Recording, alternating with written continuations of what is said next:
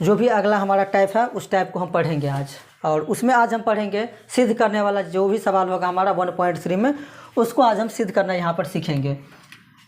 हमारा एक्सरसाइज जिसमें होगा 1.3 है और उसमें सिद्ध करने वाले कुछ सवाल है, उसको उससे पहले कुछ जान लो। सबसे पहले हमें ये जानना है कि अगर कोई मान लो कि कोई संख्या हमारे पास 6 है, ठीक है, और कोई अभाज्य संख्या हमारे पास 3 है, 6 और 3 कोई संख्या है, 6 है और 3 हमारा अभाज्य संख्या है। हम क्या देख रहे हैं कि ये 6 जो है ये अभाज्य संख्या से विभाजित हो रहा है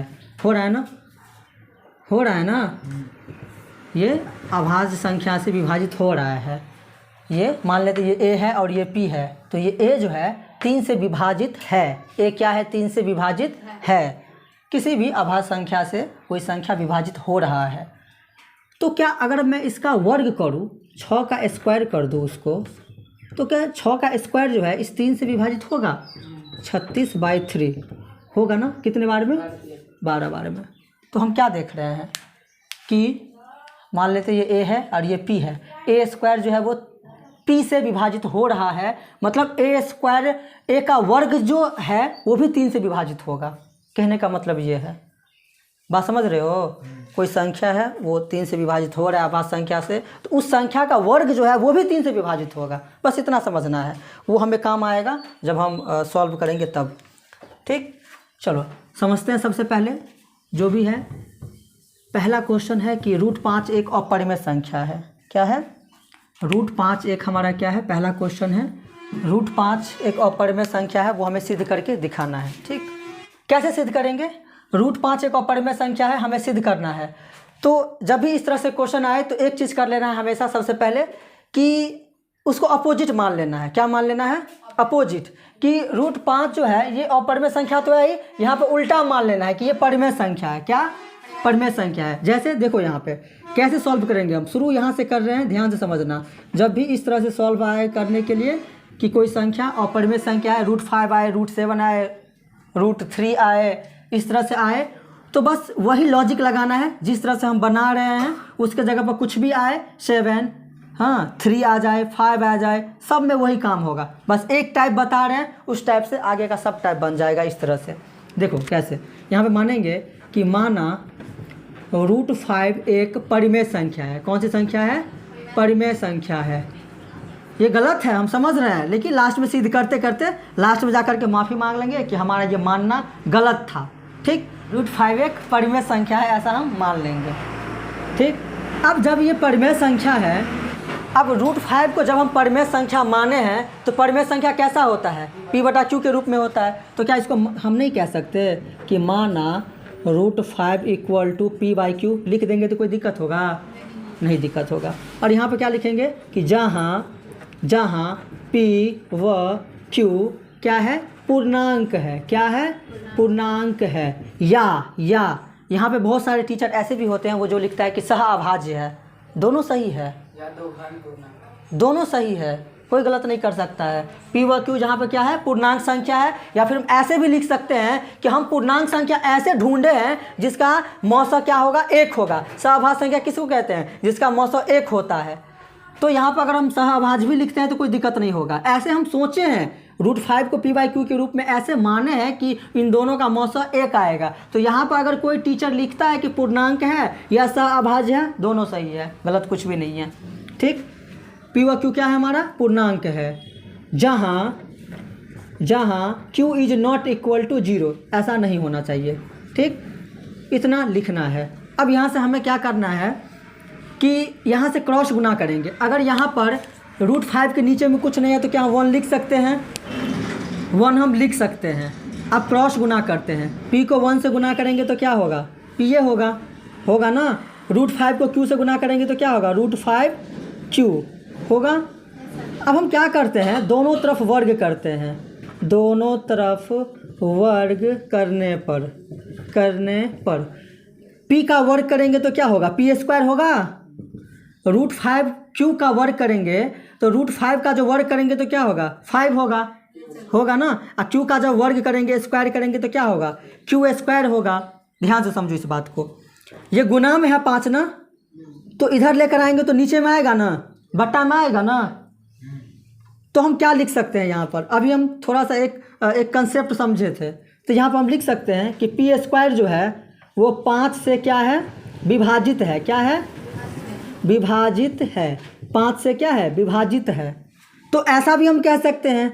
तो पी भी क्या होगा, 5 से विभाजित होगा। अभी हम पढ़े थे ना एक कंसेप्ट, विभाजित होगा, ऐसा हम कह सकते हैं। ठीक है, यहाँ तक समझने में किसी कोई दिक्कत है? यहाँ तक समझने में किसी कोई दिक्कत है? नहीं है। चलो लिख सकते हैं कि ये पी स्क्वायर जो है वो 5 से विभाजित है, तो पी भी 5 से विभाजित होगा। अब हम यहाँ से क्या कर सकते हैं, इसको हम क्या कर रहे हैं, समीकरण इसको 1 मान लेते हैं। क्या मानेंगे इसको हम, समीकरण 1। अब यहाँ से हम मान लेते हैं कि माना कि ये हमारे पास जो है P, मान लेते हैं कि P इक्वल टू 5m मान लेते हैं। क्या मान लेंगे, P equal to 5m। 5m हम क्यों माने हैं, जो हमें सिद्ध करने के लिए बोलेगा वही हम मानेंगे हमेशा। अगर √2 बोलता सिद्ध करने के लिए तो 2m कहते, 7 यहाँ पर दिया रहता तो 7m कहते। मान लेंगे हम कि P बराबर 5m, ऐसा हम मान लेंगे। 5m समीकरण 1 में रखने पर, समीकरण किस में, 1 में रखने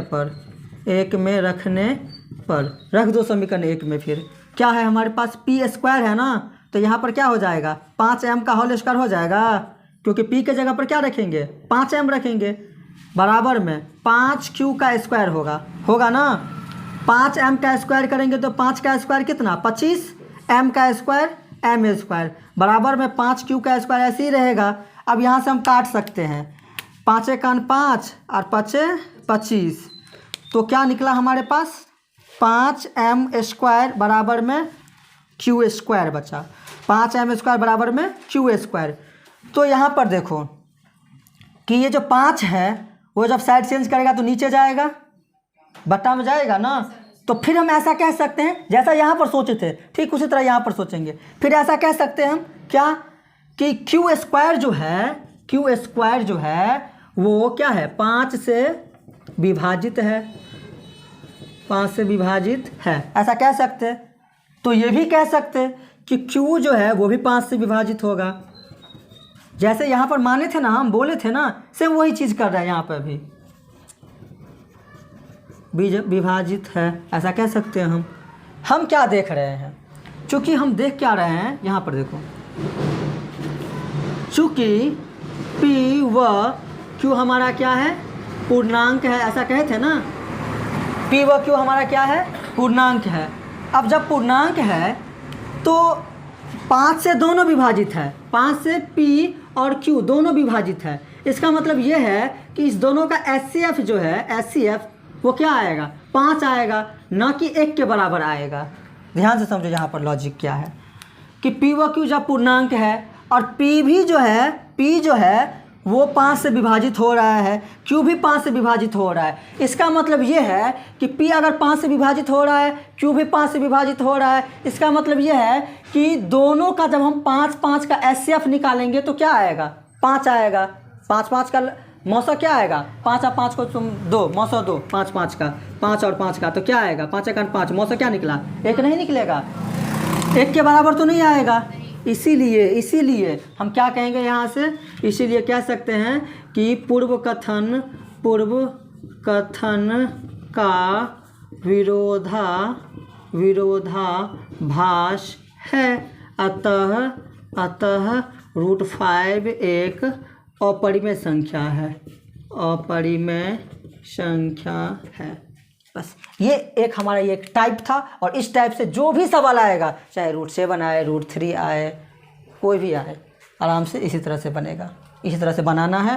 और यहाँ पर 5 कहाँ से लाए, जो भी बोलेगा सिद्ध करने के लिए, बस वही पैटर्न है, मान लेना है P के बराबर और ऐसे ही बनाना है, कोई दिक्कत नहीं। 1.3 जो टाइप है, 1.3 जो चैप्टर है उसमें जो है 2 ही टाइप में पूरा ख़त्म हो जाएगा। पहला टाइप हम पढ़ चुके हैं। दूसरा टाइप हमारा ये है कि मिक्स करके आएगा, यहाँ पे प्लस या माइनस हो सकता है, और मिक्स करके आएगा परिमेय और अपरिमेय संख्याओं का योग आएगा या फिर अंतर आएगा, ऐसे करके आएगा और बोलेगा कि उसको सिद्ध कीजिए कि 3 + 2√5 एक अपरिमेय संख्या है। ये बताएंगे और सारे सवाल जो है उसमें थोड़ा सा हिंट देंगे, अपने आप बन जाएगा। ठीक है, चलो देखते हैं। सबसे पहले हम क्या बोले थे, सबसे पहले इसको अपोजिट मान लेना है।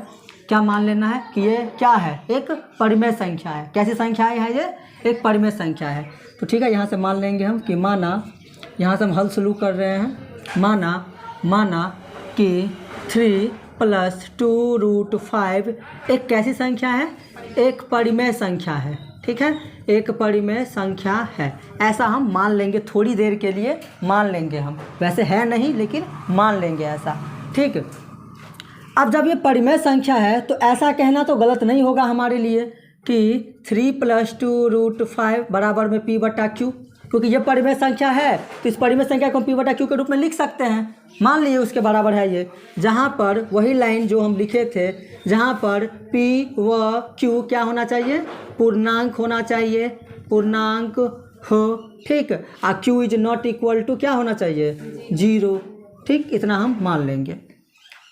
उसके बाद यहाँ से हम क्या कर सकते हैं, तो हमेशा एक बात याद रखना यहाँ पर, हमेशा एक बात याद रखना यहाँ पर, वैसे ये पूरा अपरिमेय संख्या तो है ही, लेकिन उसमें भी एक अपरिमेय संख्या है। कौन, तो रूट वाली। कौन, रूट वाली संख्या एक क्या है, हमारा अपरिमेय संख्या दिख रहा है।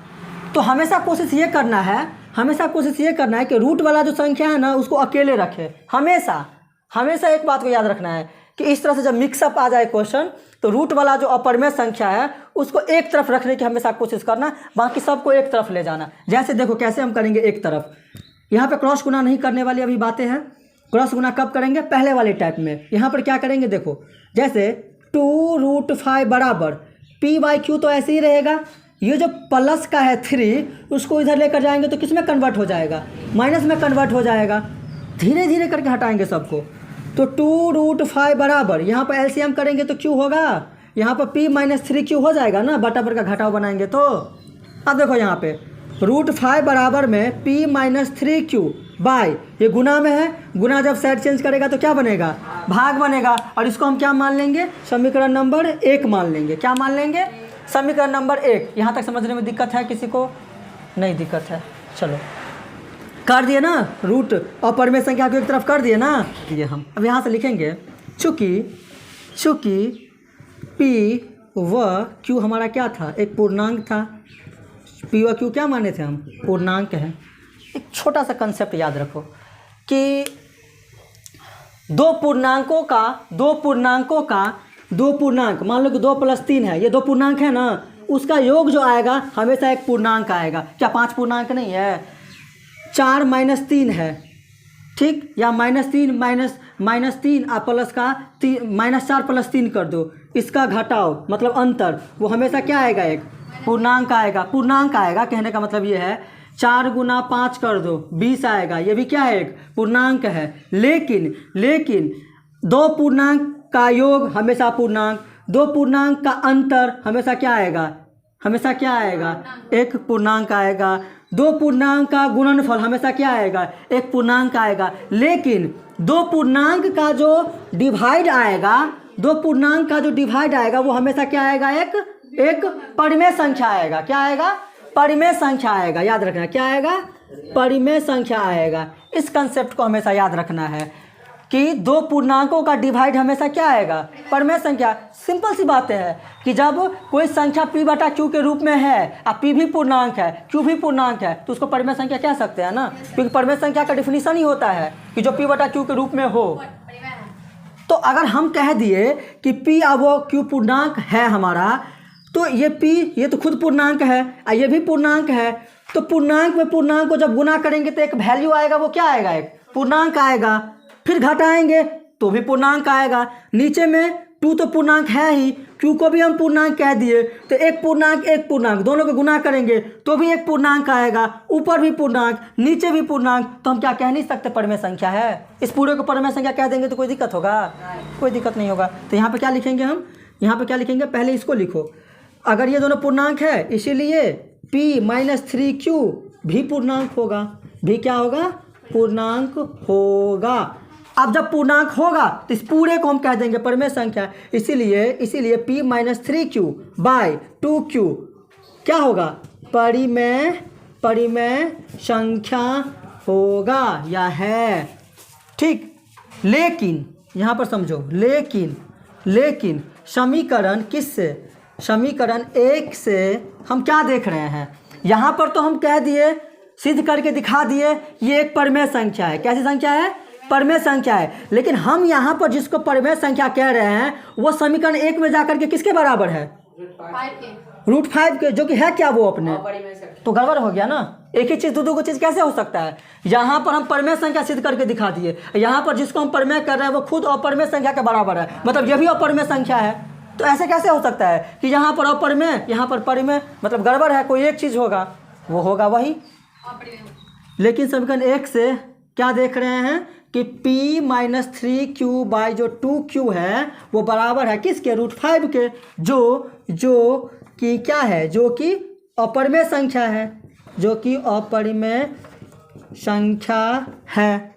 इसीलिए कह सकते हैं कि पूर्व कथन का विरोधाभास है, अतः पूर्व कथन का विरोधाभास है, विरोधाभास है, विरोध कर रहा है, विरोधाभास है। हम जो बोले थे पूर्व कथन जो हम माने थे ये उसका विरोध कर रहा है, विरोधाभास है। अतः फिर लिखो, अतः क्या 3 + 2√5 एक कैसी संख्या है, एक अपरिमेय संख्या है। यहाँ तक समझने में किसी कोई दिक्कत, सॉल्व कर दोगे, ऐसा क्वेश्चन आएगा एग्जाम में तो बना दोगे ना, बना दोगे। चलो पक्का बनाना ही है और इस कंसेप्ट को याद रखना है, इस चीज़ को हमेशा याद रखना है, ठीक। चलो इसको नोट करो अच्छे से, फिर देखते हैं आगे क्या है। उम्मीद है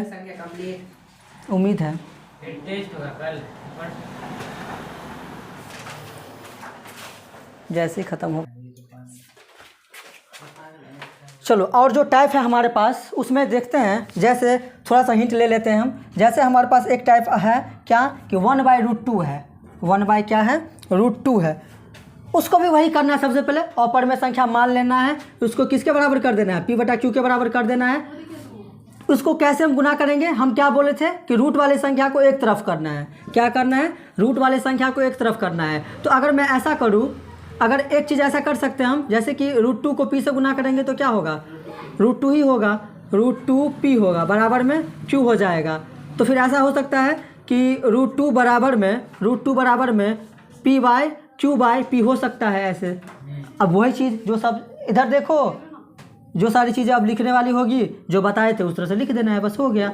अब अगला क्या है हमारा टाइप कि 6 + √2 है। उसको क्या करेंगे, ऐसे ही सब कुछ मान करके p/q के रूप में लिख देना। क्या बोले थे कि रूट वाली संख्या को एक तरफ करना है, तो क्या करना है, √2 बराबर p/q ऐसे कर देना, और ये जो प्लस का 6 है उधर जाएगा तो क्या बन जाएगा, फिर बटा का घटाव सब कर देना, जो जैसे होगा वो कर देना। यहाँ पर हो जाएगा p - 6q हो जाएगा, समीकरण 1 मान के जो सारी बातें लिखने वाली थी लिख देना जो भी था।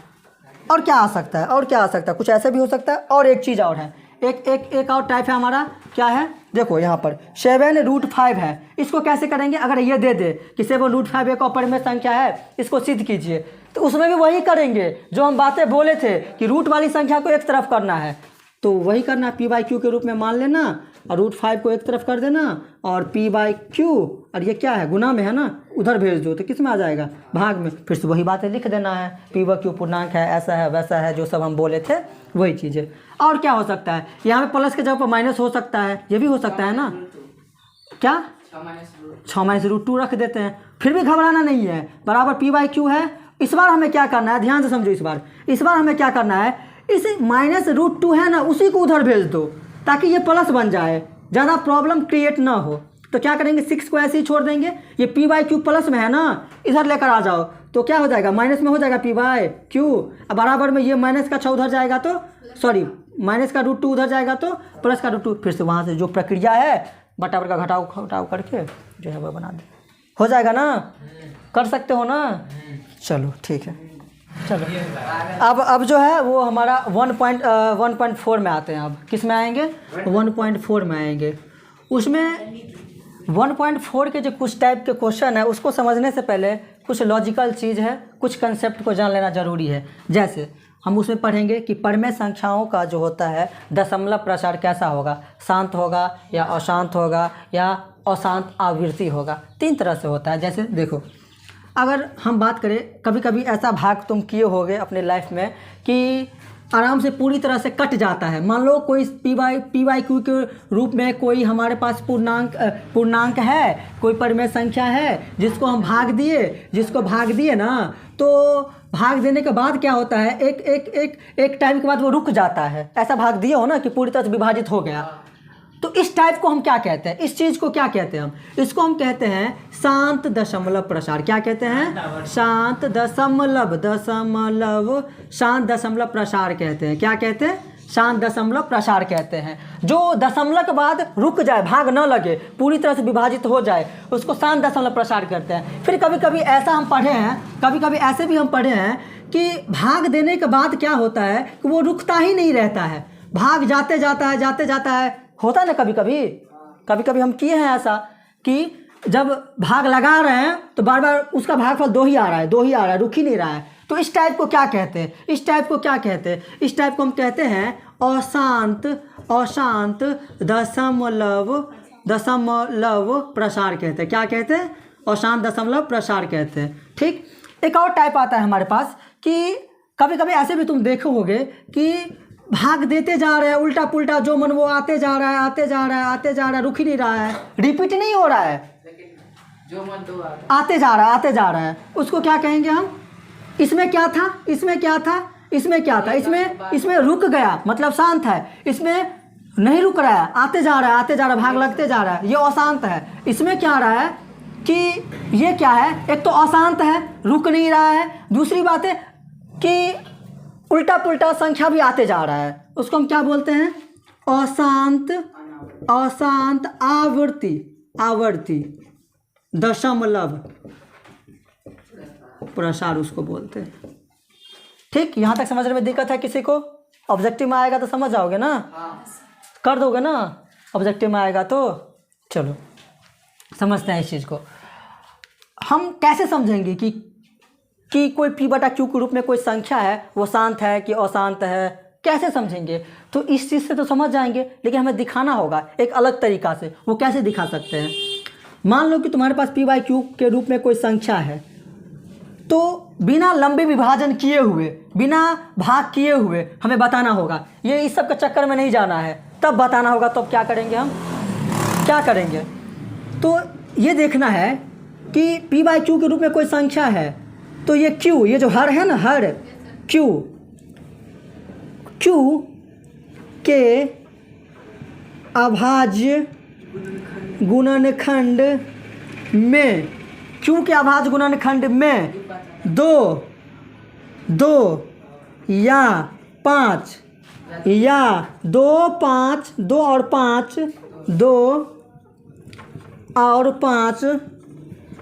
दोनों उपस्थित हो या फिर आए, 2 या 5 दोनों उपस्थित हो, तो क्या कहेंगे हम? उसे शांत कहेंगे। क्या कहेंगे? शांत दशमलव प्रसार कहेंगे। शांत दशमलव प्रसार कहेंगे।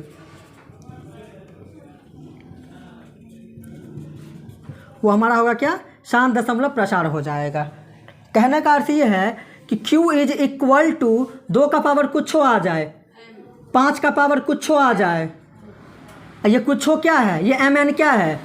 m और n क्या होगा? पूर्ण संख्या हो। क्या हो?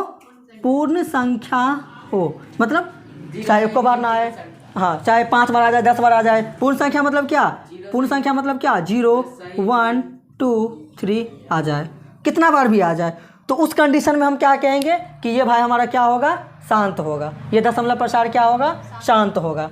यहाँ तक समझने में दिक्कत है? नहीं दिक्कत होना चाहिए हमारे हिसाब से।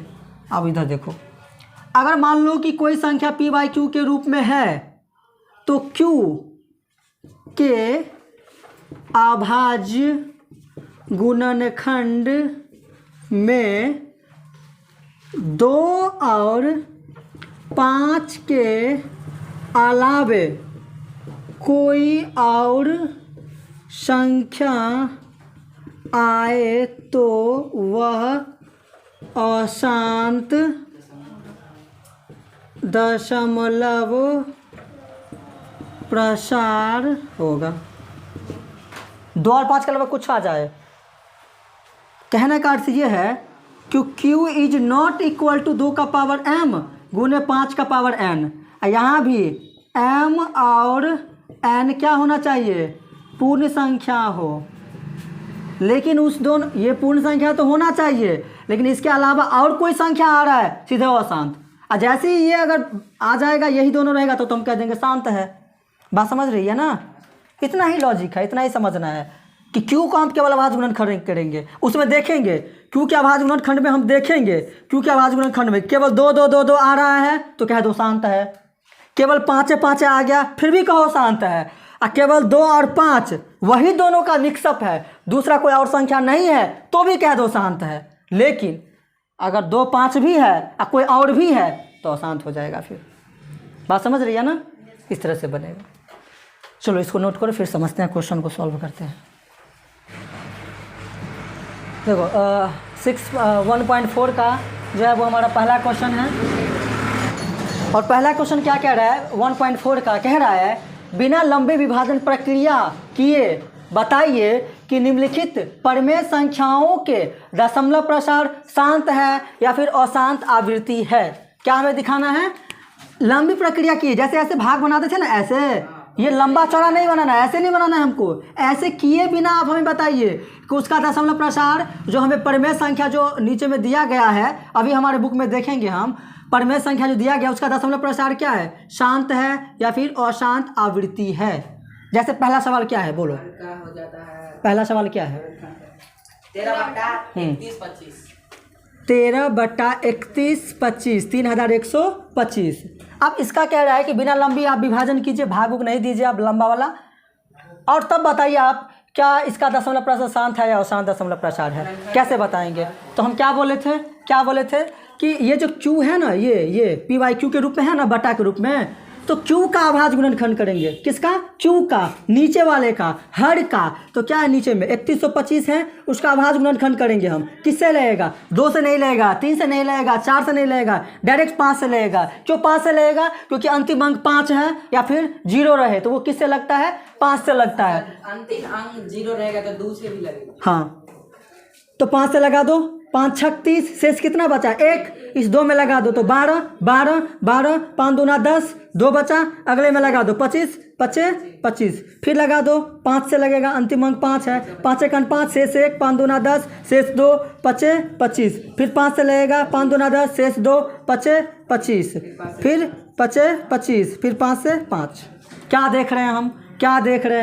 कि चूंकि क्या देख रहे हैं हम कि Q इज इक्वल टू क्या? 2 का पावर कुछ होने तो 0 नहीं कह सकते हम, कह सकते हैं ना, मतलब 2 एको बार नहीं आया, 0 बार आया, गुने 5 का पावर 1 2 3 4 5, 5 का पावर 5, तो क्या Q इज इक्वल टू 2 का पावर m गुने 5 का पावर n के रूप में है ना। 0 भी पूर्ण संख्या, 5 भी पूर्ण संख्या, तो इसको तुम क्या कहोगे? शांत दशमलव प्रसार। दिक्कत किसी को? दूसरा क्या है, बोलो। दूसरा क्या है? 17/8। सिंपल सी चीज़ें हैं। किसका गुणनखंड करेंगे? अभाज्य गुणनखंड। निचला का, हर का, कर दो 2 चौका 2 दूना 4, 2 एकान 2। चूँकि हम क्या देख रहे हैं कि Q इज इक्वल टू किसके? 2 का पावर 3 बार ना, 2 का पावर m के रूप में हो गया, 5 का पावर कुछ होने तो 0। तो क्या कहोगे तुम इसको? शांत दशमलव प्रसार। अगर 2 के अलावा कुछ भी और आता, 2 5 के अलावा, तो क्या कहते हैं उसको हम? अशांत। ठीक, लेकिन इसमें 5 था, इसमें 2 था, 2 नहीं था, मतलब 0 बार आया। इसमें 2 है, 5 नहीं है, इसको मतलब 0 बार आया। तीसरा क्या है? तीसरा बोलो। तीसरा 64/455। किसका अभाज्य गुणनखंड करेंगे? हर का, नीचे वाले का। तो 455 का अभाज्य गुणनखंड कर दो। 5 नामा 5 एकान 5। अब किससे लगेगा ये? 7 से पक्का। 7 से 7 एकान 9 में से 7 गया तो 2, अगले में फिट कर दो तो 21। 7 तिया 21, 13 एकान 13। देखने से क्या कहोगे तुम? आसान। क्यों? क्योंकि 5 है। लेकिन अलावा अगर पूरे 5 होता ना तो चलने वाला था, लेकिन 5 के अलावा भी कुछ कुछ और आ गया है। ये जो कुछ कुछ और आ गया है उसके चक्कर में हमें क्या कहना पड़ेगा इसको कि तुम क्या हो? तुम क्या हो? अशांत आवर्ती दशमलव प्रसार। यहाँ तक दिक्कत किसी को? कोई समस्या किसी को? तो 2 हमारा क्या था? शांत था, और तीसरा क्या हो गया? अशांत हो गया। बाकी टाइप खुद से कर सकती है, बहुत ईजी है, इसको नोट करो। देखो इसमें क्या है कि हम 3 क्वेश्चन सॉल्व किए थे, जिसमें 2 क्वेश्चन शांत आया था। क्वेश्चन क्या कह रहा है दूसरा कि ऊपर दिए गए प्रश्न में उन परिमेय संख्याओं के दशमलव प्रसार को लिखे जो शांत है। जो शांत है उसका दशमलव प्रसार लिखना है हमें। किस तरह से लिखना है? और देखो तो 2 शांत था हमारे पास, इसका दशमलव प्रसार आया कैसे था जब सॉल्व किए थे? तो Q इज इक्वल टू क्या आया था? 2 के पावर नहीं 5 के पावर 5। पहला का क्या आया था? 2 के पावर 0। हाँ। 5 के पावर 5। 5 के पावर 5 आया था। अब हमें इसका क्या करना है? सबसे पहले कि ये जो है ऊपर में क्या है? 13 बट्टा, और इसका क्या आया था दशमलव प्रसार? 31 25 का 31 और 25 का दशमलव प्रसार आया था 2 का पावर 0 और 5 का पावर 5 आया था। ऊपर में 13 ऐसे ही रहने दो। नीचे में ये 5 का पावर 5 तो है ना पहले से? 5 का पावर 5 है पहले से। हमें क्या करना है कि ये अगर 5 का पावर 5 है तो कमी किसकी है? 2 की कमी है। 2 की कमी है, तो 2 की जब कमी है हमें क्या करना होगा कि उसका घात बराबर करना होगा। मतलब अगर ये 5 का पावर 5 है तो 2 का पावर हमें क्या करना होगा? 5 लगा करके नीचे भी गुना करना पड़ेगा और ऊपर भी गुना करना पड़ेगा, ताकि हो क्या रहा है यहाँ पर हमें समझने वाली बात सबसे पहले ये है कि अगर 13 का तो 13 ही रहेगा गुने 2 का पावर 5 का मतलब क्या होता है? 32 आ जाएगा। 2 का पावर 5 का मतलब है कि 2 कितने बार? 5 बार, तो उसको तुम गुना करोगे तो कितना आएगा? 32। नीचे में 5 गुना 10 कर देते हैं, या फिर ऐसे कर देते हैं कि 5 गुना 2 और उसका पावर 5 कर देंगे तो कोई दिक्कत होगा? कोई दिक्कत नहीं होगा। बराबर में 13 दूना 26 का 6 हासिल 2 और 13 तिया 39, 39 2 कितना हो जाएगा? 41। बट्टा में 5 दूना 10 और उसका पावर कितना? 5। बराबर में 416 बट्टा 10 का पावर 5 का मतलब क्या? 10 5 बार, 10 गुना 10 गुना 10 गुना 10 गुना 10, तो कितना हो जाएगा? 1 लाख। कितना होगा? 1 लाख। 1 पर कितना जीरो? 5 जीरो। अब इसको क्या कर सकते? नीचे में 1 पर कितना जीरो? 5 जीरो। क्या तुम्हारे पास 5 अंक है ऊपर में? नहीं है। कितने अंक है ऊपर में? 3 अंक। 5 अंक कैसे पूरेगा? कहाँ पर? आगे की पाछे? पीछे। इसको आगे कहते हैं, सॉरी आगे। 3 अंक है, नीचे में 1 पर 5 जीरो। हमें ऊपर में 5 अंक के बाद दशमलव चाहिए। हमारे पास 5 अंक नहीं है तो 5 अंक कैसे होगा? है कितने अंक? 3 अंक। तो 5 अंक कैसे बनाएंगे? जीरो लगा करके, उसके आगे में जीरो लगा दो।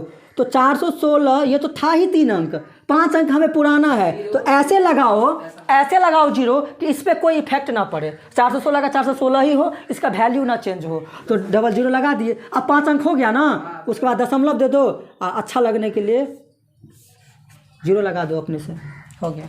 दशमलव के रूप में हम शांत दशमलव रूप के हम कर दिए। दूसरा क्या था?